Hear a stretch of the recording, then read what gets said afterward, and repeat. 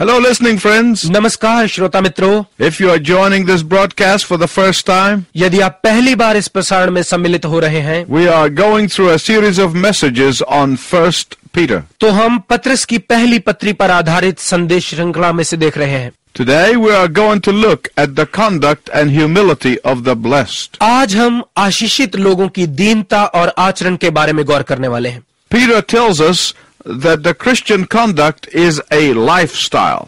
पत्रस हमें बताता है कि मसीही आचरण एक जीवन शैली है। He is telling us that the Christian conduct is a consistent and persistent behavior. वो हमें बता रहा है कि मसीही आचरण निरंतर और न बदलने वाला व्यवहार है। In other words, a believer is not one person in public and another person in private. दूसरे शब्दों में एक विश्वासी सार्वजनिक रूप से और अकेले में कुछ और नहीं है। In 1 Peter chapter 4 verses 7 to 11, पहला पत्रस 4 अध्याय के 7 से 11 पदों में Peter gives us 4 characteristics for the conduct of the blessed and faithful. पत्रस एक आशीषित और विश्वास योग्य व्यक्ति के आचरण के बारे में हमें 4 विशिष्टताएं देता है। Let's go through them now. आइए इन्हें देखें। Number 1, number 1, there is a discipline in prayer. उसकी प्रार्थना में अनुशासन है। Number 2, number 2, there is a devotion to love. प्रेम में श्रद्धा है। Number 3, number 3, there is a dedication to hospitality. अतिथि सत्कार के लिए समर्पण है। Number 4, number 4, there is demonstration of the use of the spiritual gifts. आत्मिक वरदानों का प्रयोग प्रकट होता है। These are the 4 characteristics that summarize the conduct of the blessed and faithful. ये वो 4 विशिष्टताएं हैं जो एक विश्वास योग्य और आशीषित व्यक्ति के आचरण को प्रकट करती हैं। Let's now look at them one by one. आइए अब इन्हें एक एक करके देखते हैं। First, a believer's conduct includes discipline in prayer. सबसे पहले एक विश्वासी के आचरण में शामिल है प्रार्थना में अनुशासन। My listening friends, please listen carefully. मेरे श्रोता मित्रों, कृपया ध्यानपूर्वक सुनिए। Prayer is easy. प्रार्थना आसान है। Many people will tell you the opposite is true. बहुत सारे लोग इसका दूसरा पहलू आपको बताते हैं जो सच है। They say prayer is hard. वो कहते हैं कि प्रार्थना कठिन है। How can you find time for prayer? आप प्रार्थना के लिए समय कैसे निकाल सकते हैं? My friend, what I mean is this. मेरे श्रोता मित्र, मेरा अर्थ ये है, It is easy for us to pray when we want something from God. जब हमें परमेश्वर से कुछ चाहिए होता है तो हमारे लिए प्रार्थना करना आसान होता है। Prayer is easy when you are desperate. जब आप निराश हैं तो प्रार्थना करना आसान है। Prayer is easy when you are at your wit's end. प्रार्थना करना आसान है जब आपकी समझ बूझ खत्म हो जाती है। Prayer is easy when the doctor has given up. प्रार्थना करना आसान है जब डॉक्टर जवाब दे देता है। Prayer is easy when you know that your needs can only be met by God alone. प्रार्थना करना आसान होता है जब आप जानते हैं कि केवल परमेश्वर ही आपकी आवश्यकताओं को पूर्ण कर सकता है। At these times, you don't have to discipline yourself in prayer. ऐसे मौकों पर आपको प्रार्थना में खुद को अनुशासित नहीं करना पड़ता। On the contrary, you are pounding on the doors of heaven until your spiritual knuckles are broken.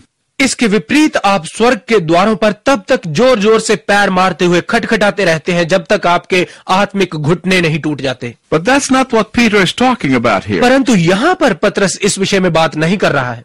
What Peter is talking about here is the discipline of spending time with God daily. पत्रस यहाँ पर प्रतिदिन परमेश्वर के साथ समय बिताने के अनुशासन के विषय में बात कर रहा है। The discipline of spending time with God as a friend spends time with a friend. परमेश्वर के साथ समय बिताने का अनुशासन वैसे जैसे एक मित्र अपने मित्र के साथ समय बिताता है। The discipline of spending time with God and expressing gratitude of a recipient to the giver. परमेश्वर के साथ समय बिताने का और देने वाले के प्रति एक प्राप्तकर्ता का आभार व्यक्त करने का अनुशासन। The discipline of spending time with God and delighting in the person of enormous loving generosity. परमेश्वर के साथ समय बिताने का और विशाल प्रेम से भरपूर उदारता वाले व्यक्ति में आनंदित होने का अनुशासन। Peter is talking about a time that is spent between the grateful and the graceful. पत्रस उस समय के विषय में बात कर रहा है जो दयालु और एक आभारी व्यक्ति के मध्य में बिताया जाता है। Peter is talking about the discipline of spending daily time with God. पतरस परमेश्वर के साथ प्रतिदिन समय बिताने के अनुशासन के विषय में बात कर रहा है। You often hear people talk about saying my prayers. आपने अक्सर लोगों को प्रार्थना कहने के विषय में बात करते हुए सुना होगा। Have you heard people say that? क्या आपने लोगों को ऐसा कहते हुए सुना है? My friend, there is a world of difference between saying your prayers and praying. मेरे मित्र, प्रार्थना करने में और प्रार्थनाएं कहने में जमीन आसमान का अंतर है। Those who say their prayers वो जो प्रार्थनाएं कहते हैं are like someone who picks up the phone and begins to talk. ऐसे व्यक्ति की तरह है जो फोन उठाता है और बात करने लगता है, And when they finish, they hang up without letting the person on the other side do any of the talking. और जब उनकी बात समाप्त होती है तो वो दूसरी तरफ के व्यक्ति को कोई बात करने का मौका दिए बिना ही फोन रख देते हैं। That's what a person who says his prayer does with God. वो व्यक्ति परमेश्वर के साथ ऐसा ही करता है जो प्रार्थना कहता है। What kind of a relationship is that? ये किस तरह का संबंध है? Many of us find our minds wandering in 10,000 different directions when we pray. हम में से अधिकतर लोग प्रार्थना करते समय अपने मनों को 10,000 अलग अलग दिशाओं में भटकता हुआ पाते हैं। My listening friends, I want to tell you the devil is smart. मेरे श्रोता मित्रों, मैं आपको बताना चाहता हूं कि शैतान बहुत चतुर है। He does not want us to stay plugged in with God because he knows that is the source of our power. वो नहीं चाहता कि हम परमेश्वर के साथ जुड़े रहें क्योंकि वो जानता है कि यही हमारी शक्ति का स्रोत है। That is why our minds go in so many different directions. इसी कारण हमारे मन इतनी अलग अलग दिशाओं में घूमते रहते हैं। Believers must learn to discipline themselves in prayer. विश्वासियों को प्रार्थना में खुद को अनुशासित करना सीखना आवश्यक है। Whenever you hear a message on prayer, जब भी आप प्रार्थना के विषय पर संदेश सुनते हैं, invariably most people feel guilty and convicted. अधिकतर लोग हमेशा उस वक्त खुद को दोषी और अपराधी महसूस करते हैं। Why? क्यों? Because no one feels like they're spending adequate time in prayer. क्योंकि किसी को भी ऐसा नहीं लगता कि वो प्रार्थना में पर्याप्त समय बिता रहे हैं। My listening friends, I don't want you to feel guilty. मेरे श्रोता मित्रों, मैं नहीं चाहता कि आप दोषी महसूस करें। That is not the purpose of this message. इस संदेश का ये उद्देश्य नहीं है। Why? क्यों? Because I want to tell you something about that kind of guilt. क्योंकि इस प्रकार के दोष की भावना के विषय में मैं आपको कुछ बताना चाहता हूं। It's like rubbing alcohol. ये शराब को किसी भाग पर लगाने जैसा है। It will evaporate very quickly. ये बहुत जल्दी भाप बनकर उड़ जाएगी। In no time at all, you will forget it. बिल्कुल थोड़े से समय में आप इसे भूल जाएंगे। There are other people who get depressed. कुछ दूसरे लोग हैं जो उदास हो जाते हैं। I remember when I used to read about the great saints of God who prayed for hours at a time. मुझे याद है जब मैं परमेश्वर के ऐसे महान संतों के विषय में पढ़ता था जो घंटों तक प्रार्थना करते थे। I would get depressed because I couldn't do that. तो मैं उदास हो जाता था क्योंकि मैं ऐसा नहीं कर पाता था। I used to think that there's something wrong with me. मैं सोचता था कि मेरे साथ कोई समस्या है। That is until I read about how some of the great men of God also had a hard time concentrating. ऐसा तब तक रहा जब तक मैंने परमेश्वर के कुछ ऐसे महान दासों के विषय में नहीं पढ़ा कि कैसे उनको भी एकाग्र होने में कठिनाई का सामना करना पड़ता था। So they prayed 10 minutes at a time, several times a day. तो वो दिन में कई बार 10-10 मिनट प्रार्थना करते थे। And when I read that, it liberated me. और जब मैंने ये पढ़ा तो इससे मैं इस भावना से स्वतंत्र हो गया। It freed me to understand that prayer should not be a burden. इस बात ने मुझे ये समझने के लिए स्वतंत्र कर दिया कि प्रार्थना एक बोझ नहीं होनी चाहिए। It is not the length of time that you spend. बात समय की लंबाई की नहीं है जो आप बिताते हैं। It is the discipline of spending time with God. ये परमेश्वर के साथ समय बिताने का अनुशासन है। Whatever method you use is not the issue. किसी भी तरीके से आप प्रार्थना करते हैं, विषय वो नहीं है। Spending time with the God you love, that's the issue. विषय है परमेश्वर जिसको आप प्रेम करते हैं उसके साथ समय बिताना। Spending time with the one to whom you owe a debt of gratitude is the issue. विषय है उसके साथ समय बिताना जिसके प्रति धन्यवाद के आप ऋणी हैं। And that is the focus of prayer. और यही प्रार्थना का केंद्र है। Peter says in effect, if you get your prayer life right, पत्रस कहता है कि इसके प्रभाव से यदि आप अपना प्रार्थना जीवन सही कर लेते हैं, Peter says in effect, if you get your prayer life right, पतरस कहता है कि इसके प्रभाव से यदि आप अपना प्रार्थना जीवन सही कर लेते हैं developing the next characteristic should not be hard. तो अगली विशिष्टता को विकसित करना कठिन नहीं होना चाहिए। When you have disciplined yourself in prayer, जब प्रार्थना में आपने खुद को अनुशासित कर लिया है you will have devotion to love. तो प्रेम के लिए आपकी लगन होगी। Peter is saying that Christians must love each other with a deep love. पतरस कह रहा है कि मसीहियों को एक दूसरे के साथ गहराई से प्रेम करना चाहिए। The original word literally means at full stretch. असल शब्द का यथार्थ अर्थ है पूरी सामर्थ्य से। Why at full stretch? पूरी सामर्थ्य से क्यों? Sometimes loving your fellow Christian can stretch you to the limit. कई बार साथी मसीही को प्रेम करना आपको अंतिम सीमा तक खींच सकता है। Now the problem with all of us is that we can easily forget our own imperfections. अब हम सब के साथ समस्या ये है कि हम अपनी त्रुटियों को तो आसानी से भूल जाते हैं, Yet we easily see the imperfections of others. तो भी दूसरों की कमियां आसानी से देख लेते हैं। And that is why we have a hard time loving people. और इसीलिए दूसरों से प्रेम करना हमारे लिए कठिन हो जाता है। We think that we are perfect and we wish others be perfect like us. हम सोचते हैं कि हम परिपूर्ण हैं और हम चाहते हैं कि दूसरे भी हमारी तरह परिपूर्ण हों। The truth is we are not perfect. सत्य ये है कि हम परिपूर्ण नहीं हैं। You really don't want everybody to be like you. आप असल में नहीं चाहेंगे कि कोई आपकी तरह बने। In fact, one of the things that irritate parents the most बल्कि एक बात जो माँ बाप को सबसे अधिक गुस्सा दिलाती है is when they see their own weaknesses and imperfections in their children. वो है जब वो अपनी त्रुटियां और कमियां अपने बच्चों में देखते हैं And they get angry with their children. और फिर अपने बच्चों पर क्रोधित होते हैं। When you see their imperfections, don't take it out on the poor child. जब आप उनमें त्रुटियां देखें तो अपना गुस्सा बेचारे बच्चे पर न निकालिए। You're probably only seeing your own imperfections. शायद आप अपनी ही त्रुटियां देख रहे हो। And God uses these opportunities to hold up a mirror to us as if to say, this is what you are. और परमेश्वर इन अवसरों का प्रयोग हमें शीशा दिखाने के रूप में करता है, जैसे वो कह रहा हो यही तुम हो, But I love you anyway. परंतु मैं फिर भी तुमसे प्रेम करता हूँ। My listening friend, listen carefully. मेरे श्रोता मित्र बहुत ध्यानपूर्वक सुनिए। When God holds a mirror in front of you, जब परमेश्वर आपके सामने शीशा लेकर आता है, all you should do is get on your knees and say, thank you, Lord, for loving me. आपको केवल इतना करना चाहिए कि अपने घुटनों पर जाइए और कहिए, प्रभु मुझसे प्रेम करने के लिए आपका धन्यवाद। Thank you that you love me in spite of my weaknesses. आपका धन्यवाद हो कि आप मेरी सब कमजोरियों के बावजूद भी मुझसे प्रेम करते हैं। Thank you for loving me in spite of my imperfections. मेरी सब कमियों के बावजूद भी मुझसे प्रेम करने के लिए आपका धन्यवाद। Now help me to love others that have weaknesses and imperfections that are just as bad as mine. अब मेरी सहायता कीजिए कि मैं उनसे प्रेम कर सकूं जिनमें मेरे जितनी ही बुरी कमियां और कमजोरियां हैं।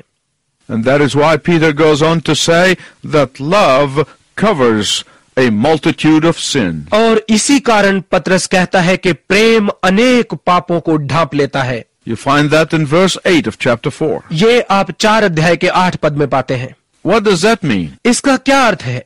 Is he telling us that we should tolerate sin and pretend it doesn't exist? क्या वो हमसे ये कह रहा है कि हमें पाप को सहन करना और ऐसे दिखाना चाहिए कि जैसे पाप का कोई अस्तित्व है ही नहीं? No, that's not what this verse means. नहीं, इस पद का ये अर्थ नहीं है। Far from it. इससे कहीं परे कुछ और है। My listening friends, listen to me carefully, please. मेरे श्रोता मित्रों, कृपया मुझे बहुत ध्यानपूर्वक सुनिए। Peter is saying that when you love deeply, पतरस कह रहा है कि जब आप गहराई से प्रेम करते हैं, you will forgive them when they wrong you. तो जब वो आपके साथ छल करते हैं तो आप उन्हें क्षमा कर देंगे। It means that you don't hold the confessed sin against them. इसका अर्थ है कि आप मान चुके पाप को उनके विरुद्ध थामे न रखें। Just as your heavenly Father does not hold your confessed sin against you. बिल्कुल उसी तरह जैसे आपका स्वर्गीय पिता आपके द्वारा मान लिए गए पाप को आपके विरुद्ध थामे नहीं रहता। Many of you have heard this saying. आप में से बहुतों ने ये कहावत सुनी होगी, When you don't love someone, you often will count every little fault. जब आप किसी से प्रेम नहीं करते तो आप उनकी हर गलती का हिसाब रखते हैं। But when you love someone, you will swallow the gravel for them and it won't hurt you. परंतु जब आप किसी से प्रेम करते हैं तो आप उनके लिए कंकड़ भी निगल जाएंगे और आपको कुछ नहीं होता। When you are disciplined in prayer, जब आप प्रार्थना में अनुशासित हैं, when you become devoted to love, जब प्रेम के लिए आप समर्पित हो जाते हैं, then you'll be dedicated to hospitality. तो तब आप अतिथि सत्कार के लिए भी समर्पित होंगे।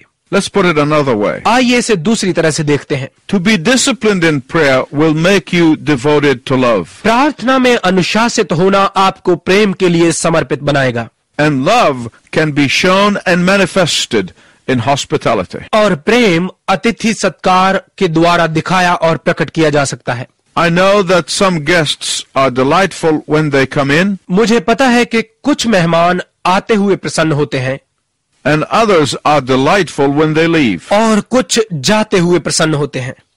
Of all forms of love, Peter chooses hospitality. प्रेम के सब रूपों में से पतरस अतिथि सत्कार को ही चुनता है। Why? क्यों? Hospitality is the most stretching of all expressions of love. मेहमान नवाजी प्रेम की सब अभिव्यक्तियों से अधिक प्रचलित है। In Peter's day, there were no hotels, पतरस के दिनों में होटल नहीं होते थे and the inns were dangerous and often places of immorality. और सराएं खतरनाक और अक्सर अनैतिकता का स्थान होती थी। Therefore, it was very important for Christians to open their homes to believers who were passing through. इसलिए मसीहियों के लिए बहुत महत्वपूर्ण था कि वो वहां से होकर जाने वाले विश्वासियों को अपने घरों में स्थान दें। Peter is saying that the highest form of expression of Christian love is hospitality. पतरस कह रहा है कि मसीही प्रेम को प्रकट करने का सबसे उत्तम रूप है मेहमान नवाजी। Let's look at these points again. आइए इन विषयों को एक बार फिर से देखें। The conduct of the blessed is seen in disciplined prayer life. एक आशीषित व्यक्ति का आचरण अनुशासित प्रार्थना जीवन में नजर आता है। It is manifested in a life devoted to love, ये प्रेम के लिए समर्पित जीवन से प्रकट होता है and a life that is dedicated to hospitality. और जीवन जो अतिथि सत्कार के लिए समर्पित है। And finally, और अंत में the conduct of the blessed is found in a life that demonstrates the gifts of the Spirit. एक आशीषपूर्ण व्यक्ति का आचरण ऐसे जीवन में मिलता है जिसमें आत्मा के वरदान प्रदर्शित होते हैं। My listening friends, this is very important. मेरे श्रोता मित्रों, ये बहुत महत्वपूर्ण है। The Holy Spirit comes to the life of every believer पवित्र आत्मा प्रत्येक विश्वासी के जीवन में आता है and opens their spiritual eyes. और उनकी आत्मिक आंखें खोलता है। They recognize they were sinners and needed to repent. वो मान लेते हैं कि वो पापी थे और उन्हें पश्चाताप करने की आवश्यकता है। And the Holy Spirit is the person who delivers the born-again believer. और पवित्र आत्मा वो व्यक्ति है जो नया जन्म पाए विश्वासी को पैदा करता है। He is the one who delivers that spiritual baby. वही है जो उस आत्मिक बच्चे को जन्म देता है। And just as he delivers that spiritual baby, और जैसे ही वो उस आत्मिक बच्चे को जन्म देता है, on the day that spiritual baby is born again of the Spirit of God, जिस दिन वो आत्मिक बच्चा परमेश्वर के आत्मा से नया जन्म प्राप्त करता है, the Holy Spirit gives them a spiritual birthday gift. पवित्र आत्मा उन्हें जन्मदिन का आत्मिक उपहार देता है। Some are given more than one gift, कईयों को एक से अधिक उपहार दिए जाते हैं, but everyone has at least one gift. परंतु कम से कम एक सबको मिलता है। The tragedy is this. दुख की बात यह है, Many Christians leave their spiritual birthday gifts unopened. कि बहुत सारे मसीही अपने जन्मदिन के आत्मिक उपहारों को बंद ही छोड़ देते हैं। And many of them run around saying that they don't have any gifts. और उनमें से बहुत सारे ये कहते हुए इधर उधर दौड़ते रहते हैं कि उनके पास तो कोई उपहार है ही नहीं। Do you know what they are actually saying? आपको पता है कि असल में वो क्या कह रहे हैं? They are saying that God is lying and they don't have a gift. वो कह रहे हैं कि परमेश्वर झूठ बोल रहा है और उनके पास कोई उपहार नहीं है। My listening friend, this is very serious. मेरे श्रोता मित्र, ये बहुत गंभीर विषय है। You are under obligation before God to discover and use your spiritual gift. परमेश्वर के सामने ये आपका दायित्व है कि आप अपने आत्मिक वरदान को ढूंढें और प्रयोग करें। You have no options. आपके पास कोई विकल्प नहीं है। In fact, that's why Peter makes an issue of it here. बल्कि इसीलिए यहाँ पतरस इसे एक मुद्दा बना रहा है। The Apostle Paul gives us these lists 3 times. प्रेरित पौलुस हमें 3 बार ये सूचियां देता है। In 1 Corinthians 12, पहला कुरिन्थियों 12 अध्याय में, in Romans 12 रोमियो की पत्री 12 अध्याय में and in Ephesians 4. और इफिसियों की पत्री 4 अध्याय में। And Peter comes in and emphasizes this and says, yes, use the spiritual gifts that Paul is talking about. और फिर पत्रस आता है और इन पर जोर डालते हुए कहता है, हाँ, इन आत्मिक वरदानों को इस्तेमाल कीजिए जिनके विषय में पौलुस बात कर रहा है, Whether they be gifts of teaching चाहे ये शिक्षा के वरदान हो, or gifts of hospitality या अतिथि सत्कार के वरदान, or gifts of faith या विश्वास के वरदान, or gifts of administration या प्रबंधन के वरदान, or gifts of leadership या नेतृत्व के वरदान, or gifts of giving, या दान देने के वरदान, whatever they may be. या चाहे ये कोई भी हो, These are the Holy Spirit's gifts to the members of the body. ये देह के अंगों के लिए पवित्र आत्मा के वरदान है। This is very serious. ये बहुत गंभीर बात है And they are given first and foremost so that God might be glorified. और ये सर्वप्रथम और सबसे पहले दिए जाते हैं ताकि परमेश्वर की महिमा हो। But secondly, परंतु दूसरी बात, they are given for mutual encouragement of one another. और ये एक दूसरे के परस्पर प्रोत्साहन के लिए दिए जाते हैं। We don't exercise our spiritual gifts to benefit ourselves. हम अपने आत्मिक वरदानों का प्रयोग अपने लाभ के लिए न करें। We don't exercise our gifts to draw people's attention to us. हम अपने आत्मिक वरदानों का प्रयोग लोगों का ध्यान अपनी तरफ आकर्षित करने के लिए न करें। We don't exercise our gifts to show how brilliant we are. हम अपने आत्मिक वरदानों का प्रयोग ये दिखाने के लिए न करें कि हम कितने प्रभावशाली हैं। No. Why? नहीं, क्यों? Because they are gifts that are given to us, and therefore we have done nothing to earn these gifts. क्योंकि ये वरदान हमें दिए जाते हैं और इसलिए हमने इन्हें कमाने के लिए कुछ नहीं किया है। And that is why we have nothing to brag about. और इसी कारण शेखी मारने के लिए हमारे पास कुछ भी नहीं है। Each one of us is required to discover and use God's gifts for the building up of each other's faith. हम सबको आवश्यकता है कि परमेश्वर के वरदानों को ढूंढकर एक दूसरे के विश्वास को बढ़ाने के लिए प्रयोग करें। Each one of us is commanded to encourage one another through the use of God's gifts. हम सबको ये आदेश है कि हम परमेश्वर के वरदानों का प्रयोग करते हुए एक दूसरे को प्रोत्साहित करें। And that is why Peter closes this section by saying in verse 11, और इसी कारण पत्रस 11 पद में ये कहते हुए इस भाग को बंद करता है, To him belong glory and dominion forever. महिमा और साम्राज्य युगानुयुग उसी का है।